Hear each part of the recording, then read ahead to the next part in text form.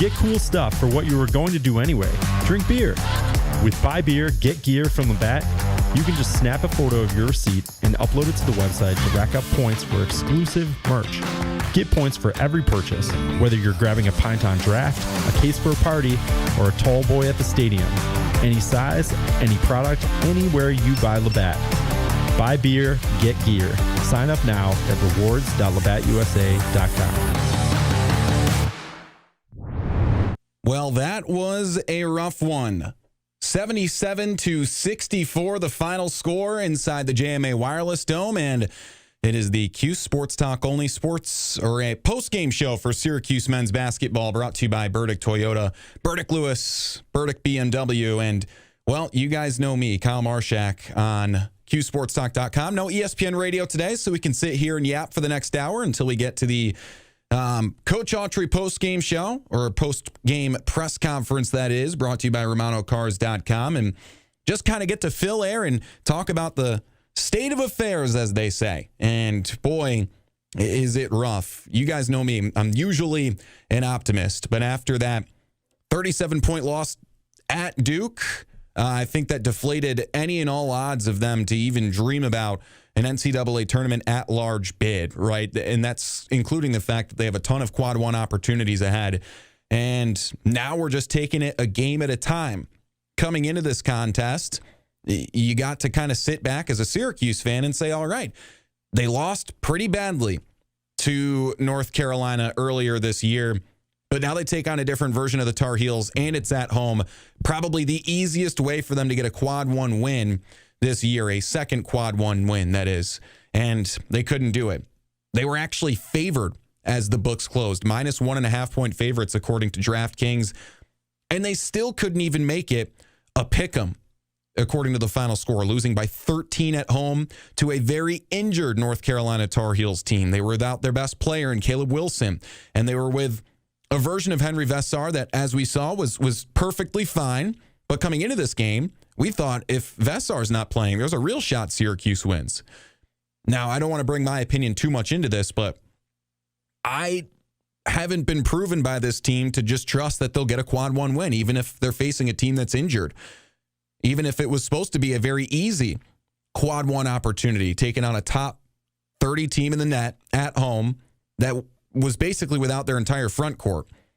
And here we are, unfortunately, talking about another really embarrassing loss for Syracuse.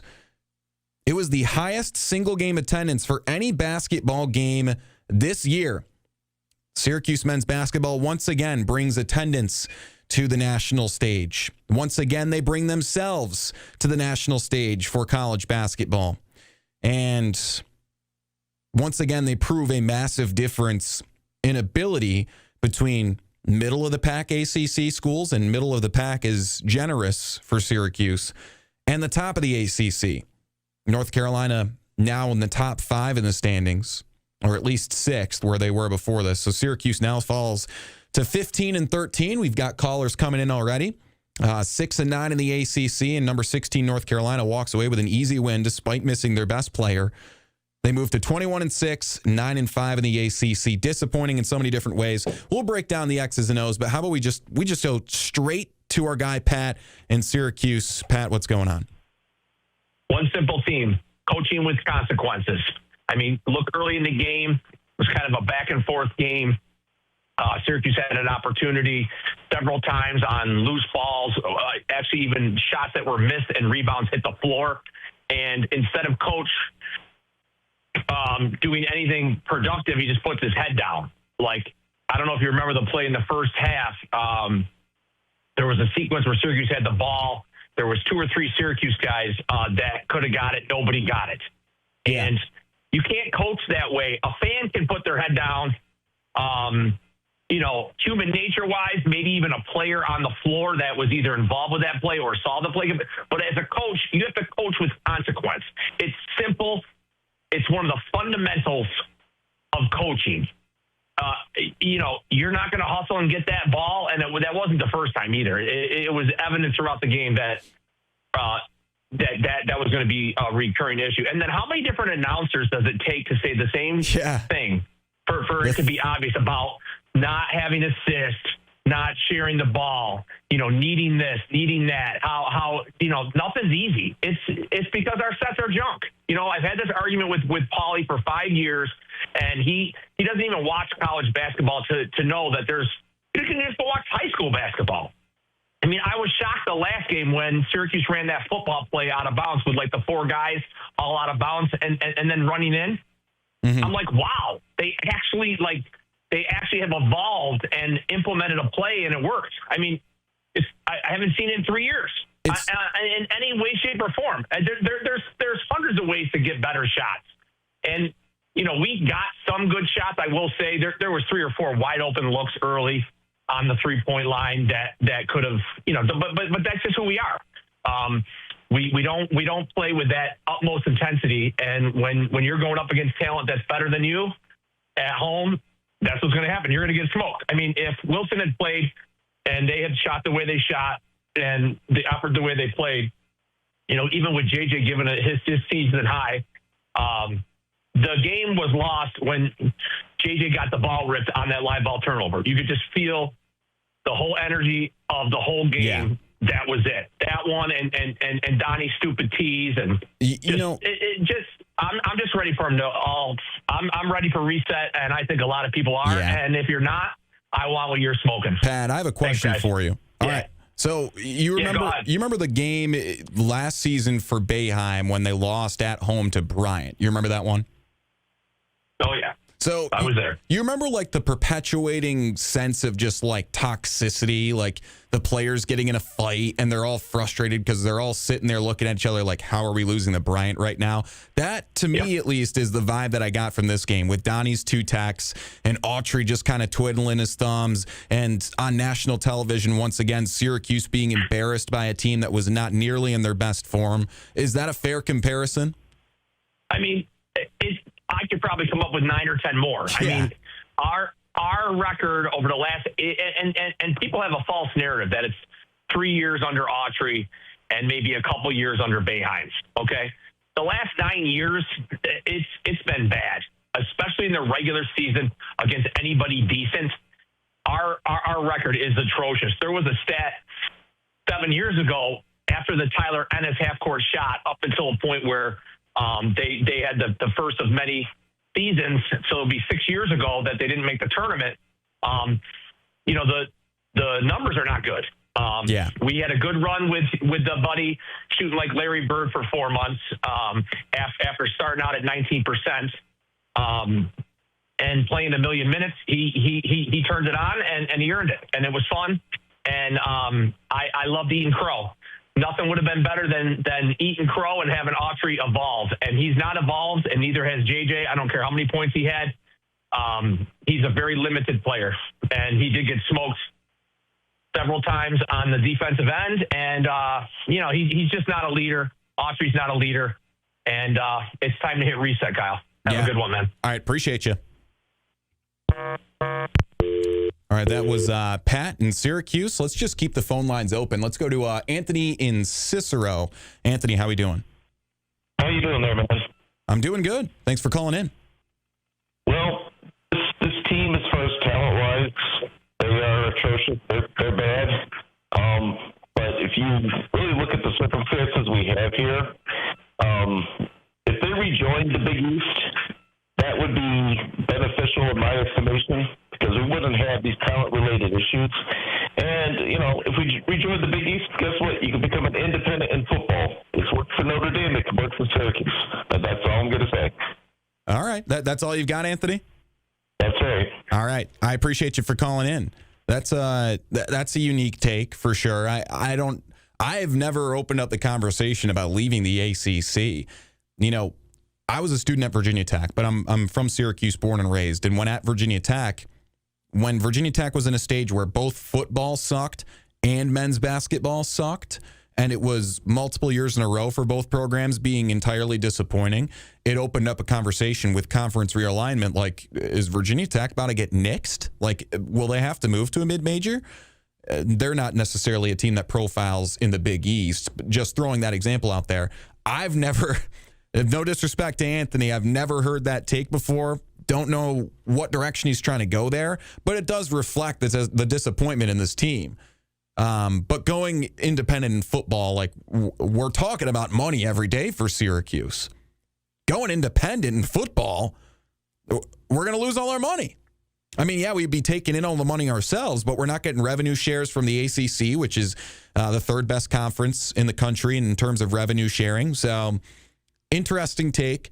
Does reflect the frustration of this fan base, though. So I appreciate Anthony for calling in. Again, if you guys want to call in, give me your thoughts.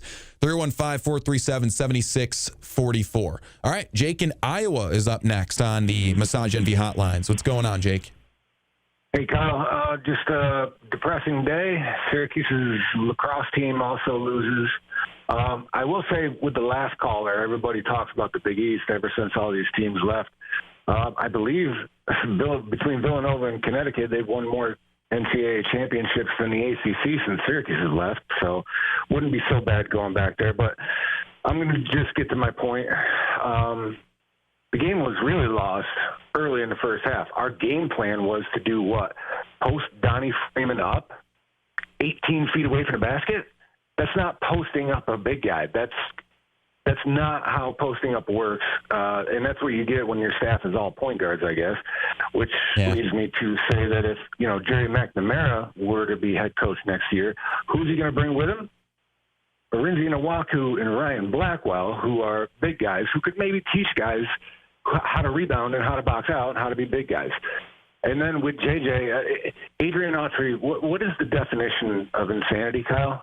It's doing the same things over and over. Yeah. Never learning anything. JJ's on a heater. And what does he do? What does our brilliant head coach do? Oh, he subs him out for Kyan Anthony. No, you leave him in there and let him keep cooking. Jim Boeheim always played, 7 or 8 guys. Why did he do that? We haven't played a game since Monday. This is now Saturday. Are you tired? We need to sub you out? No, we leave you in there and let you keep cooking. Adrian Autry never learns anything. And I've learned he has to go. Thanks for taking my call. Yeah, no problem. All right, well, he's talking about Autry not really changing things. That was Jake in Iowa, common caller for us. And we've got Connor in South Carolina who wants to talk about the game, too. All right, Connor, how are we doing? Not good. Yeah, I don't think anyone is. I get the coach is terrible and all, but at a certain point, I think the players also have to take some responsibility for this. Yep. I mean, these aren't like normal student athletes anymore. They're making more money than the rest of us are going to make in our lives. I was watching the game. I saw someone had a bag on their face because they were so embarrassed to be at the stadium. So I get the coach is terrible. We're going to have a new coach next year. But some of these players may or may not be returning. They also have to take ownership instead of criticizing our fans who are so embarrassed to have to put bags on their heads in the stadium to go to the game. Yeah, I think, well, that's actually the trajectory that I was going to bring this conversation. Like, Donnie Freeman's performance today was pitiful. And J.J. Starling, and don't get me wrong, I think the coaching affects this. Like, a good coach is going to get their players a little more consistent.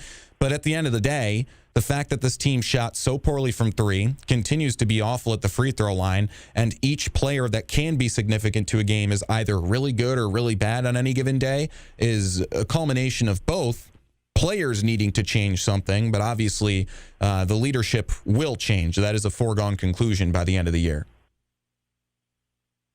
Yeah, I mean, these players make way too much money to not be showing up every single Saturday. Then, what was it? George was criticizing the fan base a couple of weeks back. I mean, I think that's just ridiculous. Yeah, and then Donnie's getting tacked twice. I don't know if you heard the call that I was talking about earlier, but like, it's reminiscent of like some of Boeheim's waning years where it's just like seeing really frustrating performances from players that are supposed to be pivotal and then they embarrass themselves out of frustration. Like Donnie Freeman's supposed to be our star player and he looked as frustrated as any freshman would be in the opening games of their season. And he's a sophomore. He's been there and done that. And he's, pissing and moaning on the sideline because he has 0 points from the first half. And then he gets 2 techs and gets kicked out of the game. That stuff just can't happen.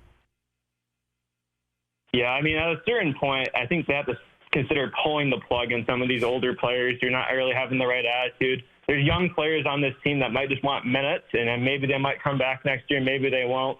Someone like Anthony and someone like White, and even the Australian kid, maybe they deserve some more minutes. just to see like what we have and what the next coach might have in those players next year before they all just transfer. Yeah. Well, I mean, that's the tough part, too, with a change of leadership. Like, we've got seniors leaving. J.J. Starling's going to be gone. William Kyle will leave. Nate Kings will be gone. And then what are we left with? We don't have an abundance of young talent. I mean, you hope that you can retain Kyan Anthony and Sadiq White. Donnie Freeman's probably going to leave for the draft, or at least find his way into the G League. I think at this point, knowing that he has a future in professional basketball, although he's kind of like projecting as a second-round guy, he'll probably find his way out or at least transfer. I can't imagine he wants to stay at this point. It's tough. But with a change of leadership, I think we're accepting we're going to have at least 1 or 2 more bad years, unless we really hit a slam dunk hire this offseason, which I have a list prepared if people want to open up that conversation. Yeah, and to that point, people are talking about like some of these former players. We have to just, in my opinion, go completely outside hire for this. It's been I didn't like the Autry hire. I think it was Boeheim 2.0, and we kind of ran that course. I think we need to look for someone completely outside the realm of Syracuse basketball. I think the past is the past. It's a new game now. I think like McNamara gets brought up. I think we need to go completely outside what we've had in our program. Yeah, I mean, if there were betting odds on it, I'd probably put a guy like GMAC at like honestly plus 400 though. Like it's a possibility. It's a small chance. Right. I'd like to think, and we don't know because there's going to be a new athletics director who likely will have to just take on the new head coach. We're still figuring that out, but it appears as if John. And I thought our defense was good enough, but the offense was.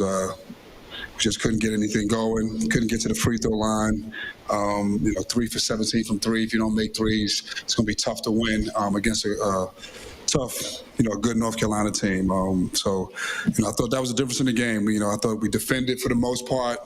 It's just our offense. We couldn't get it going today. I mean, we got in the lane. We couldn't finish. They made it tough for us.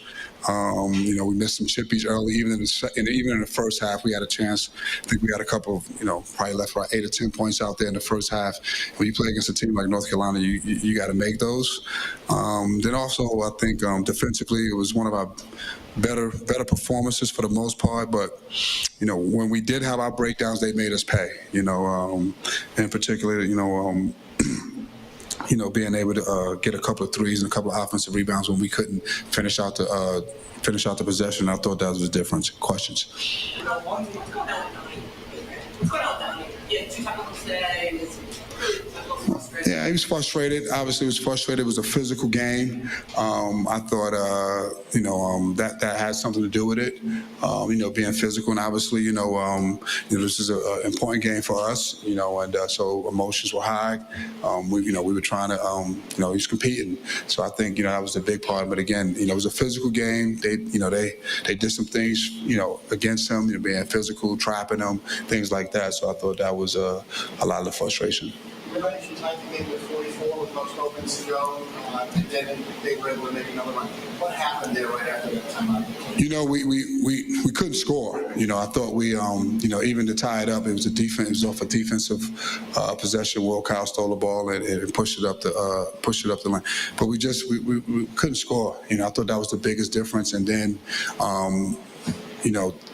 that was when we had a couple of breakdowns defensively where they really made us pay, and that kind of separated the league. And that separated them, and then it was just a struggle to get going the whole second half offensively. You mentioned the 3-point struggles. Is that something you would see you sort of slow you down? I know against Miami, that's the difficulties you guys to start. No, I mean, again, here's the reality. I mean, Donnie Freeman. If he struggles and Nate George and, the Nate Kings and those guys struggle, that's going to be tough for us to make threes. We rely on those guys to make threes, to get some threes up as well. And, we just didn't shoot the ball well from threes. And we had some open looks for the most part.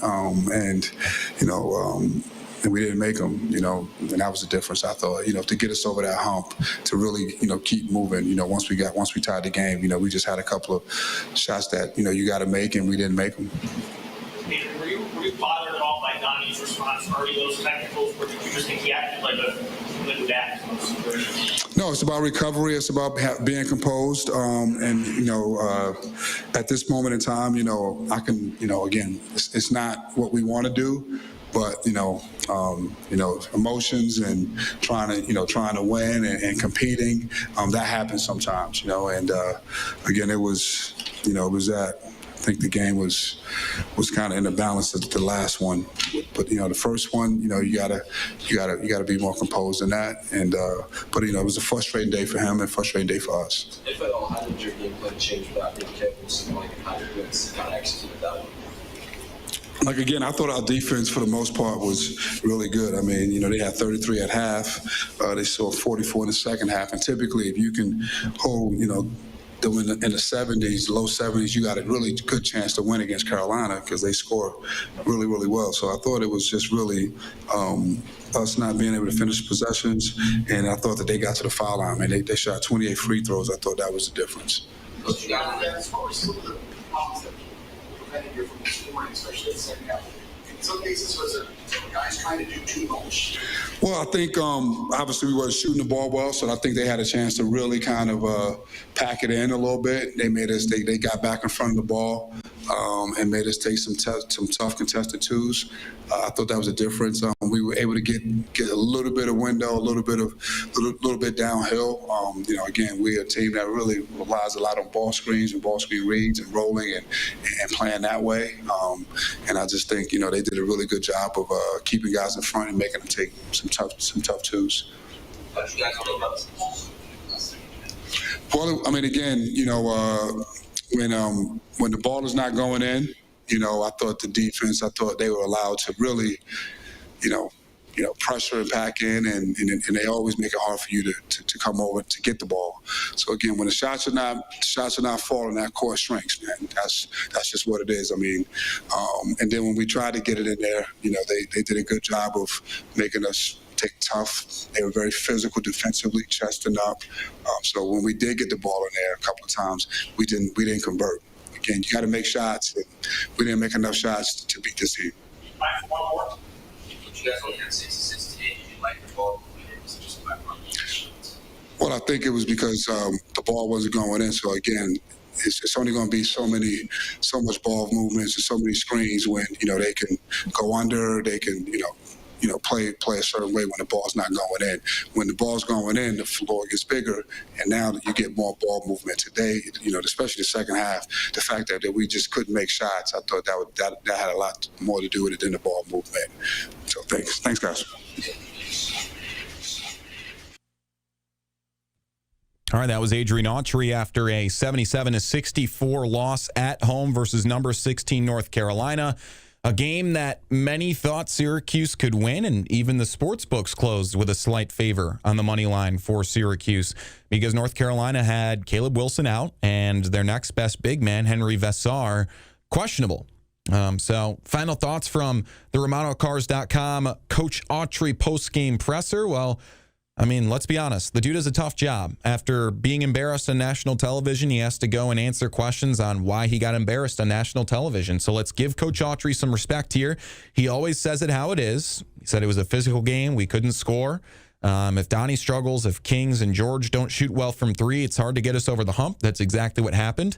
I think there are some things that he couldn't control. The players just had an awful shooting night, 17% from three.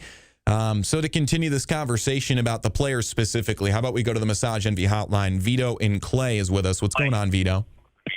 Yeah, this game just illustrated everything that's wrong with this program. They get, I think it was 44-44 of all numbers, and then they outscored us like 33 to whatever it was. They get to a point, seems like every game where they get close, and then they just can't hit threes. And what were they, 3 for 17 today? Yep. And, Vessar, that's the elusive guy that they haven't been able to get in like a decade. I think the closest, I said this before on the air, Christmas was probably the closest thing to a good center this program has had in a long time. And I think that position has been the killer. And then, the point guard position has been, it's been terrible for how long now. And then they get Nate George, and we got excited. Everybody got excited because we knew North Carolina was going after him. And he just I just feel like at this point, recruits are going to look at Syracuse with Autry if he were still here or when he's been here, and they look at him and they're like, I'm going to go there, and what kind of talent am I going to surround myself with there? It's like Donnie's regressed. I think if you took Donnie and put him on a team like North Carolina, he'd be a stud. I know he would be competing against other 4 and 5 stars, but if he were given playing time and was in that system, he would not look this, I was going to say a bad word, PISS, poor. Yeah, that's fine. Yeah. Well, I mean, go ahead. The inconsistency is crazy. Like, JJ scores 2 points one game, 18 the next. Donnie scores 23 one game, 8 the next. He had a scoreless first half. He gets double tacked and thrown out. I think there's an issue with the players for sure, but it all starts with the coach, and so there's going to be a change. That's what I mean. I feel like the offensive system here, it's for guys like Donnie, you got to go somewhere where the coach, they took a chance playing for Autry. He didn't show anything to anybody. He was an assistant, and he comes in, and a lot of people took a chance on him, and it's like their collegiate careers. They came here. I think I read that the 2025 class was the first one to not see either the NCAA tournament or the NIT ever at Syracuse. Yep. Yeah, being a 2025 graduate and having friends that went to Syracuse, like I hang out with my buddies for poker on Wednesdays, and my buddy Dalton, who went to Syracuse, I talk about the team with him, and he's like, dude, this sucks. Like I went to Syracuse, we grew up in Syracuse, and we didn't get anything on the hardwood. Anything. It's brutal. Terrible. I feel bad for all those kids that went to Syracuse those 4 years. Yeah, Syracuse is a great school. That's what sucks about all of this. Growing up in Syracuse, I dreamt of going to Syracuse, and it's just like, whatever happened with me is a whole different story. But seeing all my friends go there and dream of going there, and it's such a highly touted both education and athletics. And man, basketball's the heart and soul of this school. And it's going to be 5 years in a row now that they won't make the NCAA tournament. It's just brutal. I'll just say this last thing is going to end up being Hodgson, from what I'm hearing. So I prepared my own list, and at the top of my list is also Brian Hodgson. That seems to be the most media coverage and murmurs about him. Seems to be a good guy. There are 2 others that I would consider over him, but I don't know if we're going to get them, right? Like Syracuse can only be so competitive financially. So yeah, Schertz is like the number one. I don't think he's going to come here. I think he's going to get top dollar at an SEC school. He's going to probably go to an SEC school, but it's looking like it's going to be Hodgson. So. That sounds good to me, man, because if you go play for Autry, your career goes to die there. So Yeah, Brian Hodgson hopefully brings some good players from South Florida with him. Thanks, man. Have a good day. All right, you too, brother. Stay warm. Oh, USA tomorrow in hockey. Oh, yeah, that's true. Gold medal match. USA. 8 a.m. 8 a.m. That big one they had with Canada last time, so this could be payback. Is it 8 in the morning? Yeah, 8 a.m. Oh, wow. I'm going to have to wake up. 6 hours ahead, so 2 in the afternoon over in my native Italia. Dang. Wow. Yeah, I'm going to have to wake up for that. Yep, have a good day. All right, Vito, take it easy. All right, how about we just go straight to Dave in Connecticut. Dave, what's going on? Kyle, thanks for taking my call. Where is your partner this week? The one that agreed with everything that I said last week. Was it Sam Croston? The young lady that was on with you. Samantha. She's busy doing her own work covering the game on site, but she'll be back next week, actually. I'll tell you something. She agrees with everything that I say, which I love. I'll agree with you, too. You have good takes, Dave. I love when you call in. I'll tell you what, Jerry, I watched the game last night, Siena, Merrimack, and Merrimack's an outstanding team, but Jerry's got some quality players at Siena that if he got hired, he could bring Doty with him, he could bring Coyle with him. He's got guys, they want to win. I'm watching Syracuse today, and they're playing to lose. It's amazing. Yeah. It's almost like they're tanking it. It's sad to watch Donnie Freeman, who's supposed to be the leader on the team. He's supposed to be the guy that is supposed to show an example to the other players because he's supposed to be the leader, and he's getting teed up. He's supposed to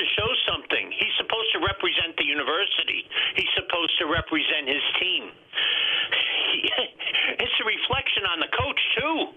You know, it's like, what is Adrian Autry doing out there? Every game that I watch Syracuse play, I'm happy. I'm actually praying for them to lose. And I've been following this team since the 70s. It's sad. Yeah, I mean, I knew this would be the conversation, just like the perpetual, it feels like a cyclic world of sub-mediocrity. It's tough. And I agree with you. The main takeaway from this game that's so concerning is Donnie's attitude specifically. Not that I blame Donnie. I'd be frustrated if I were him too, but he is an example of, you know, Autry's inability to keep his players in a consistent mindset. Like the fact that your star player is so good, but once every 4 games, he just has an awful day on the floor and then gets frustrated. It just can't happen. Looks bad for Donnie, looks bad for Autry, looks bad for Syracuse. Oh, yeah. I mean, imagine if Wilson had played, okay, say he was healthy and had played today, and North Carolina had been able to shoot their free throws. Mm-hmm. Then what would the final score have been? We're talking basically in the mid-90s? Yeah. To Syracuse, I guess they like to score 64. That's 2 games in a row now. And Red, you know, he always seems to find the positives out of this. I mean, how about taking a look at the negatives? You know, I think that he knows he's gone. Okay, Syracuse has 1 winnable game left. They got 3 games, so they have 1 winnable game. They got Louisville coming up. That's going to be a loss. They got Wake on the road. That's a loss, and then you got Pittsburgh at home. And so you're looking at possibly 7-11 in the conference, and then they're going to probably go out first game in the tournament. And so you're looking at 16-16. That's not good. Yeah, that was my next note. There's a strong world where they don't finish above 500 now. Yeah. I mean, they could even lose to Pitt at home. Because Pitt, at least when Pitt plays, they play with some heart. And I'm not seeing that. I've seen, like, the mistakes on the court, the turnovers. You know, it's frustrating because, you know, it's like you're young, okay? Mm-hmm. And you've seen some moments for Syracuse as, you know, going to a Sweet 16. I'm sure you remember that a couple years back with Buddy. I don't know if you remember, like 10 years back when they got to the Final Four. Oh, yeah. With the Malachi Richardson heroics against Virginia. But the Syracuse teams, you know, the Syracuse team that won it all, and a lot of people out there in Syracuse land are going to agree with me. The team that won it all back in 2003 was not their best team that Boeheim ever had. The best team that Boeheim ever had goes back to 89, a year that they went to the Elite Eight and got knocked off by Illinois. Okay, in Minneapolis, in front of an Illinois crowd, they had Coleman, Stevie Thompson, Sherman Douglas, Billy Owens in the starting 5 along with Matt Rowe. Okay, that was their best team, and they didn't go to the Final Four. Boeheim would tell you that. They won 30 games that year and lost 8. And got knocked out in Minneapolis by 3 points against an Illinois team that was tremendous. Kendall Gill, Nick Anderson, you know, they did the best that they could in front of an Illinois crowd. But and then Red came in a couple years later, and everybody thought that Red was going to be the best thing since sliced bread. Well, Red had to take over for Sherman Douglas. Okay, and they played 1 year, the year 89-90, they played with Mike Edwards at point guard, and that's what cost Syracuse. That was their biggest fault, having a freshman at the point guard. Okay, but then Red came in, and everybody thought Red was going to be great because he came in from Talentine in New York. Well, Red was good, but Red's best game that he played at Syracuse was the last game that he ever played, which was in the NCAA tournament against Missouri in '94. Red had nothing at halftime and scored 31 in the second half in overtime.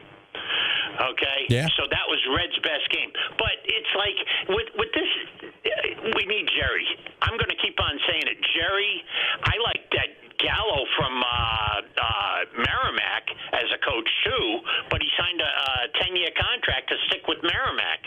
Yeah. So he'd have to be bought out. But, I rant and rave on your show, and it's thank God you allow me to do it. But I just hope that, I bleed orange. And it's tough to see this team, through thick and thin. And this is the thin part. I've seen the good old days. And it's like, if I want to go back and watch a great Syracuse game, I just pop in a tape in my old VCR, and I can do that. But at least I've seen them win.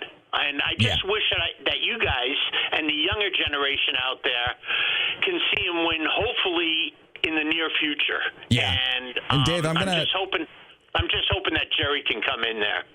Yeah, I appreciate that, and I think a lot of the fan base wants Jerry. I think there's a slight stronger majority that's ready to leave the family. Dave, I appreciate you for calling in, brother.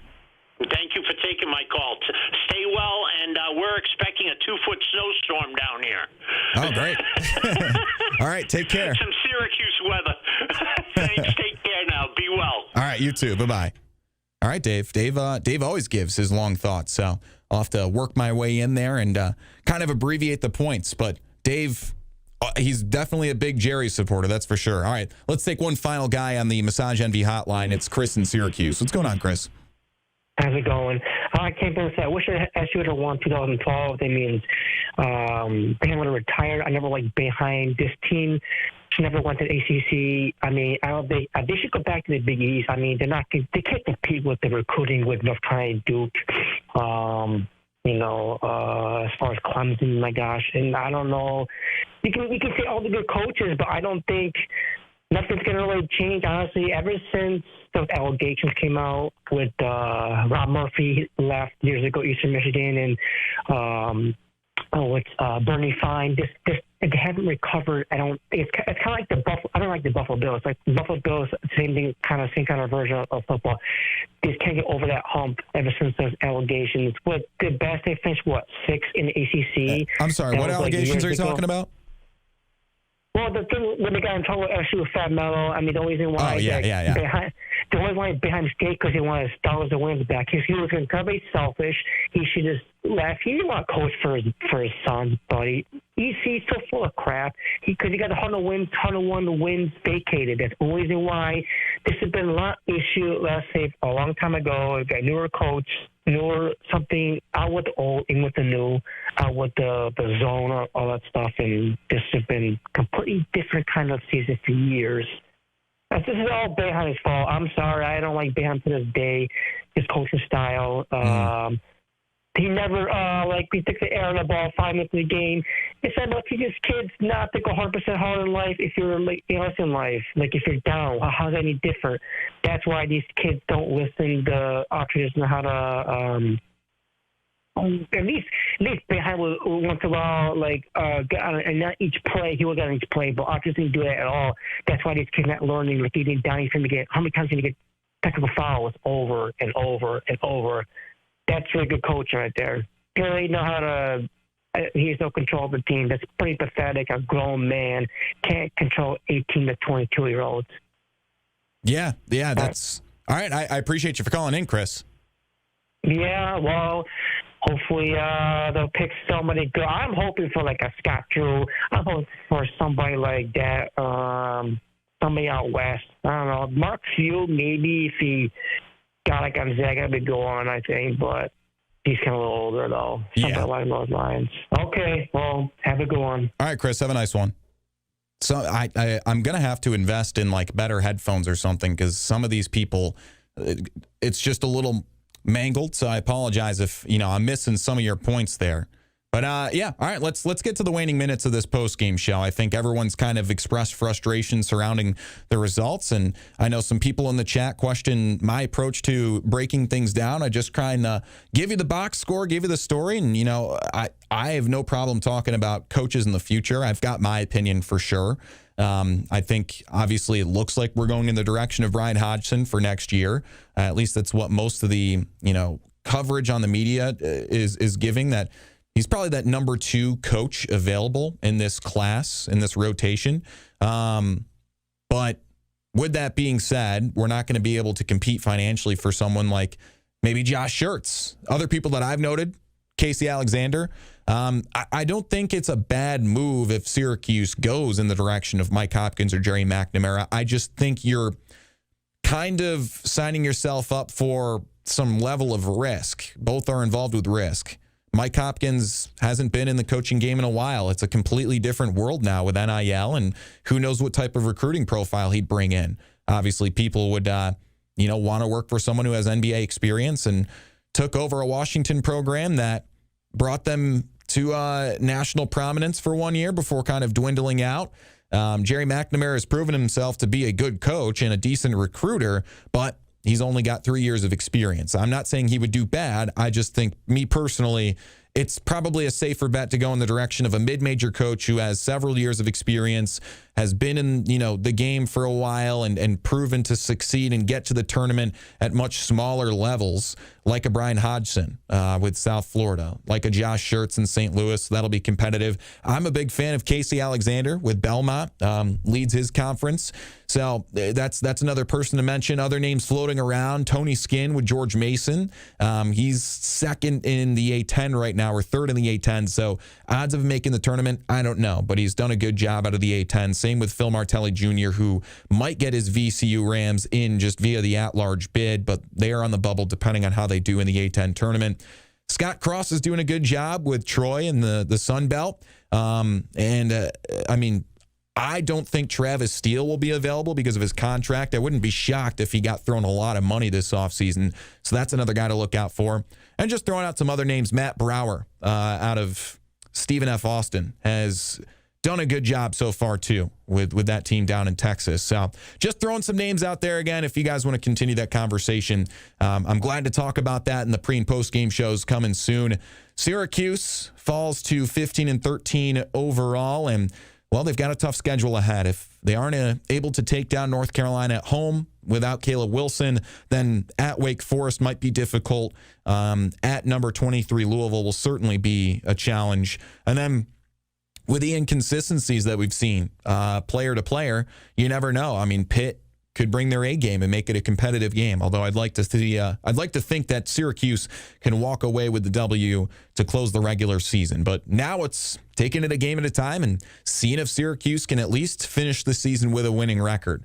How do we improve the team going forward? Brought to you by Auburn Community Hospital. Auburn Community Hospital is improving their team. Apply today at auburnhospital.org. I think it's just about kind of shaking everything up, taking it one game at a time. And then, I could dig into the box score, but I'm not Coach Autry. There are some things that he couldn't control. The players got to be able to change their routine or their consistency more than anything. 3 for 17 from 3 is inexcusable. Sometimes the shots just don't fall, but for example, Nate Kings early in the shot clock pulled up in the first half and airballed a 3. Just no time to set up a play because they were using a lot of off-ball screens in the opening minutes of the first half and just had really good ball movement and created a lot of downhill attacks. And, those hedge screens and those off-ball screens just kind of dwindled out. UNC obviously is very good at kind of getting those man-to-man switches, even with a really big front court. Henry Vassar has got really quick feet, which is why he profiles to be an NBA-level guy. It's frustrating, but there's also differences of talent that we saw tonight. Again, though, nothing changes if nothing changes, and that's what the fan base is perpetuating here, talking about Autry wanting to make some sort of big change schematically so this team can stay competitive on national television. I don't know. But again, we open up that conversation of coaches in the future, and personally, I think we'll see a new face, obviously, and it's just a matter of whether or not it's Jerry McNamara or Mike Hopkins or Brian Hodgson, essentially. So that'll be everything for the post-game show here on CuseSportsTalk.com. Syracuse loses 77-64. I'll be back with y'all in the afternoon a week from now on Saturday. They are at Wake Forest. Another winnable quad one opportunity on the road at a Wake Forest squad that's in a similar position to Syracuse, definitely on the outside looking in, and certainly a long road for them, but they're net a little bit higher than the Cuse. So that'll wrap things up on CuseSportsTalk.com. For Paul McCoy producing the show, I'm Kyle Marshak, and I will see you guys next time on CuseSportsTalk.com.